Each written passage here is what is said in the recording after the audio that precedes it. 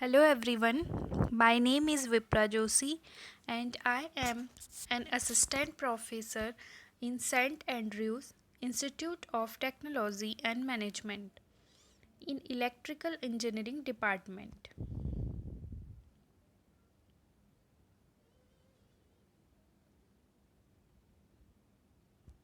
Today I am going to deliver a lecture on subject of control system engineering. In this video, I will be explaining transient response specifications. This is unit 3rd topic of 6th semester in electrical engineering branch.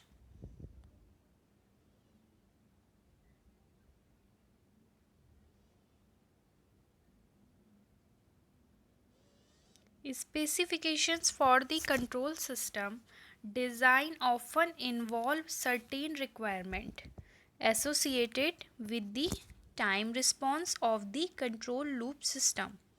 So, if we see the response of the second order system, we are some specifications, or we can say there are some parameter which define the control system, and we can say which define the second order system, that what are the behavior of the system.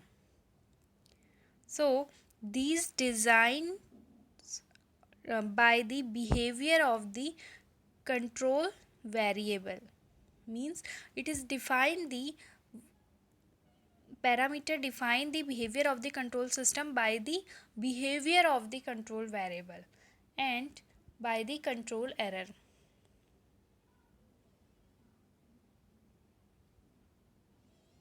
These are the parameter of the time response specifications.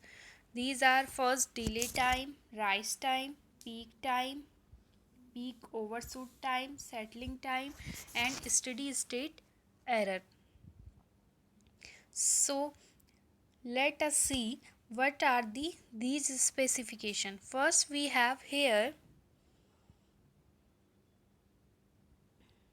this is delay time. Okay, it is represented by TD, and we have here the rise time, which is denoted by the TR. Okay, and this is our peak time, and this is the settling time. So we have here four times: TR, TD, TP, and TS. So we have here, if we have here, this is denoted by the P1, and this is P2, and this is P3. So here these are the peak value. It is the first attempt, second attempt, and the third attempt. These are our peak value, and here we have, this is the 100% which we want to getting, means that is a desired output. Above this, the desired output, if this is our desired output, then above this desired output, whatever peak we are getting, this is peak, this is peak, and this is also a peak. So whatever peak we are getting is the maximum overshoot. So first we will start with the delay time. Delay time is the time required for the system to reach the 50% of its final value. Here we can see definition. It is the time required for the response to reach 50% of the final value in the first attempt. So if we see the graph, here we can see that this is our desired output at the value of 1. Okay, so here we can see the, it is start from 0, and when it is become 50% of its final value, this is the time we have achieved. is the denoted by the TD. When our output going from 0 to 50% of its final value, this time denoted by the TD, which is called the delay time. Now the second is rise time. It is the time required to rise from 0 to 100% of its final value for the underdamped system. It means to say that it is defined as it is the time needed for the output to be equal to the input for the first time. Okay, so if we see here, this is our input from 0 to 1, and if we getting output at that value, this is our desired output. So rise time is we have achieved input equal to output at the first attempt. So here we can say that output equal to input. It is that time where output equal to input. It means which time system is required to achieve that input.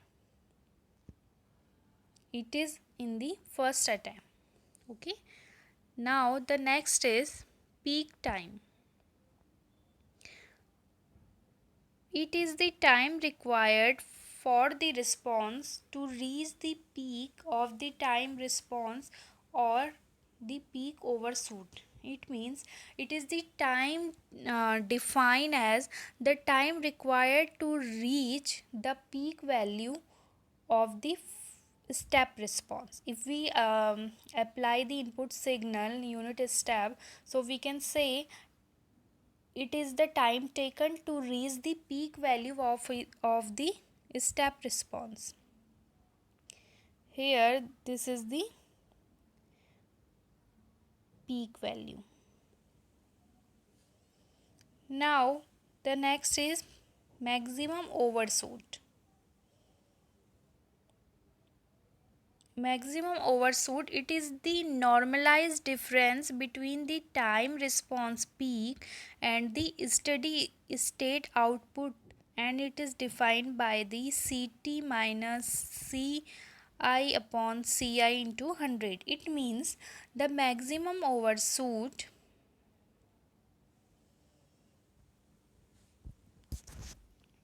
positive deviation, okay, of the output with respect to the desired output. Suppose we are using a step input, okay, so output desired value will be 1. Here we have the desired value is 1.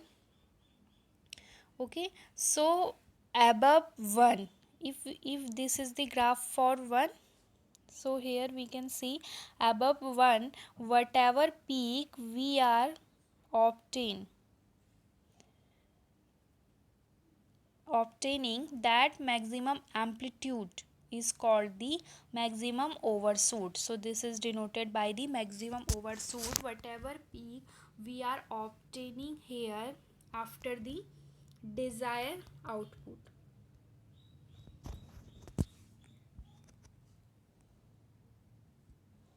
And next is settling time. Settling time,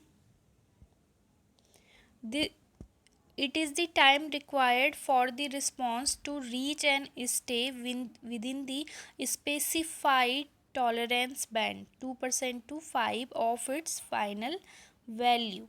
So here if we see the in the graph, this is our settling time. So we can say it is defined as the time taken for the output to reach and remain within the 0 of tolerance band, means 2% to 5%. If we this is our desired output, so it is only here peak only the small value. Okay, so This is the band of 2 to 5%. So it is the time taken by the output to remain in this zone, 2 to 5% of its final value zone. Okay, so that is the how much time in that tolerance band. And it is the, if we define the settling time, it is the 4 times of the time constant. Here we can see this is the 4% of the time value. Formula of the settling time is 4 upon zeta into omega n. It is denoted by the TS. So these are the formula for the times. First is delay time. Delay time calculate using this formula, Td equal to 1 plus 0.7 zeta upon omega n. Here zeta equal to damping ratio and omega n equal to natural frequency. And the formula for the rise time is Tr equal to pi minus theta upon omega d. Okay, here theta is tan inverse under root of 1 minus zeta square upon zeta upon omega n under root of 1 minus zeta square. These value we are derived in the previous video. Okay, so all the formula of the time, delay time, rise time, peak time and settling time we derived in the previous videos. Peak time Tp equal to pi over omega d. Here omega d equal to damping frequency. Okay, and maximum overshoot formula is e to the power zeta pi upon under root of 1 minus zeta square into 100%. If we represent this in the percentage value, this is our settling time 4 upon zeta omega n.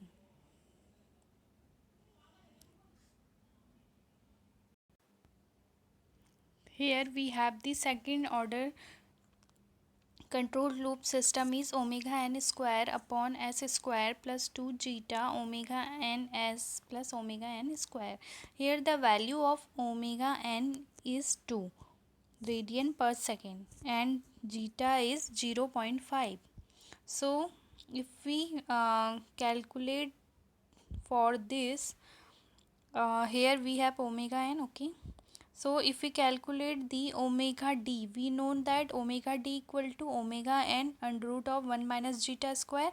So here we have omega n equal to 2 and zeta equal to 0.5 square. So by calculating this, the value of omega d equal to 1.732 radian per second. This is the damped frequency. Okay, now we substitute zeta value in the following relation. Here theta equal to cos inverse zeta. So if we put the value of zeta, then we can find the value of theta. Theta is pi by 3 radian.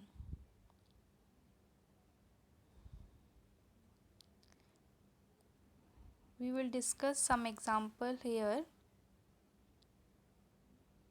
First is the open loop transfer function of servo system with unity feedback system is given by gs equal to 10 upon s plus 2 and s plus 5. Determine the value of damping ratio. Okay, and underdamped natural frequency means omega n, and what is the percentage of the overshoot of the response of unit step input. So here we have unit step input, so rs equal to 1 over s. Here this is our transfer function, and here you can see this is the unit feedback. Okay, so here this is unit feedback, then hs equal to 1. So if we take characteristic equation, it is 1 plus gs hs equal to 0. So here the characteristic equation, if we calculate, this is s square plus 7s plus 20 equal to 0. It is 1 plus gs hs equal to 0. This is okay. So we compare it with the characteristic equation of second order, s square plus 2 zeta omega n s plus omega n square. So if we compare both equation, we can get here the value of omega n square equal to 20 and 2 zeta omega n equal to 7. So if omega n square equal to 20, then omega n value is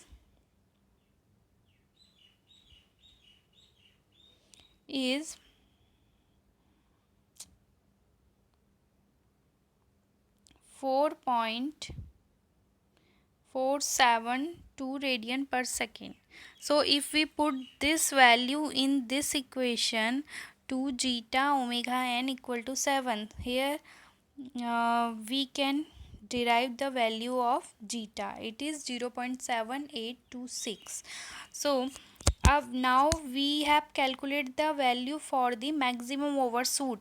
The formula for maximum overshoot MP equal to e to the power minus pi zeta over under root of 1 minus zeta square. If we put these value in this equation of maximum overshoot, the value of zeta, it is about 1.92%. So here the value of maximum overshoot is 1.92% and zeta is 0.7826, which is the damping ratio, and omega n, which is the natural frequency, 4.472 radian per second. So these are the value for the second order system. Now the next is a feedback system is described by the following transfer function. Here hs equal to k into s, and here the damping factor of the system is 0.8. Here we define the here we have the value of 0.8, which is giving. Okay, so determine the overshoot of the system and the value of k. So here our output transfer function is Cs over Rs equal to Gs over 1 plus Gs into Hs. So if we take the here Gs equal to 12 upon s square plus 4s plus 16 and Hs equal to Ks. So if we put these value in this equation, we can get our output is 16 over s square plus 4 plus 16k into s plus 16. So here the characteristic equation is s square plus 4 plus 16k s plus 16 equal to 0. This is 1 plus gshs. So we compare it with s square plus 2 zeta omega ns plus omega n square equal to 0. This is the characteristic equation of second order system. So here if we compare it, we can get the value of omega n square equal to 16. By this the omega n value is 4 radian per second, or here 2 zeta omega n equal to 4 plus 16k by comparing these two equations. So here we have defined the value of zeta is 0.8, and now we calculate the value of omega n. So we put the value of omega n here. So 2 into 0.8 into 4 equal to 4 plus 16k. By this we can get the value of k. This is the 0.15. So here the value of k is 0.15. Okay, now the maximum overshoot is MP equal to e to the power minus pi zeta upon under root of 1 minus zeta square into 100. So here we put the value of zeta is 0.8, then we calculate the maximum overshoot. It is the 1.5%.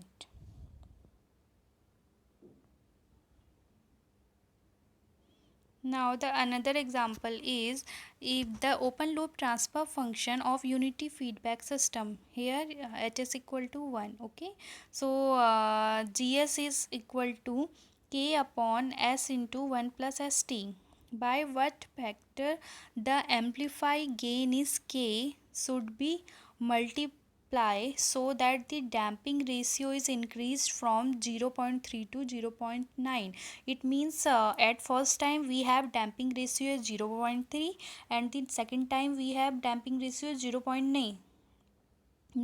So here we calculate the value of k by which the damping ratio going to 0.3 to 0.9. So here the output of the transfer function is gs over 1 plus gs into hs. So we calculate this value, we can get here the value of k over t upon s square plus s over t plus k over t. So here the characteristic equation is s square plus st plus k upon t equal to 0.